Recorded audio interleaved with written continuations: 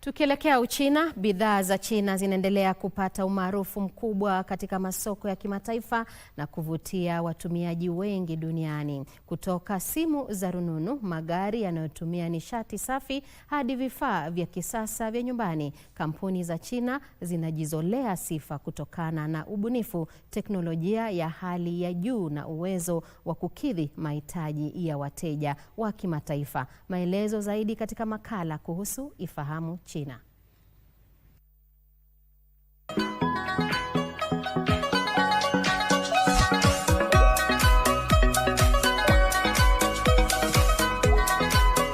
Bidhaa hizo ni pamoja na simu za kisasa zenye uwezo wa kukunjika, miwani ya kidijitali na kamera za kisasa zenye uwezo wa kupiga picha pembe zote.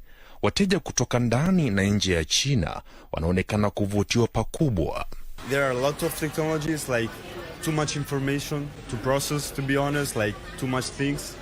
So it's kind of difficult for me, but it's like a good impression though. Katika bandari ya Waigaoqiao jijini Shanghai, zaidi ya magari 4,000 mapya yanayotumia nishati safi yanapakiwa kwenye meli kila siku kuelekea masoko ya nje. Katika miezi minne ya kwanza ya mwaka huu pekee, zaidi ya magari 400,000 ya aina hiyo yalitumwa nje kupitia bandari hiyo moja, jambo linaloonyesha kuongezeka kwa umaarufu wa chapa za China duniani. Aidha, meli kubwa ya kwanza ya kitalii iliyotengenezwa nchini humo, Adora Magic City, tayari imehudumia takriban abiria 7,000. Wakati huo ndege ya abiria ya C919 iliyotengenezwa nchini China nayo pia inaendelea kuongeza safari zake za kibiashara, huku mashine kubwa za uchimbaji na treni za kasi aina ya CR450 zikiweka rekodi mpya duniani. Chapa za China pia zinavutia watu wengi kwa kuchanganya utamaduni wa jadi na teknolojia ya kisasa.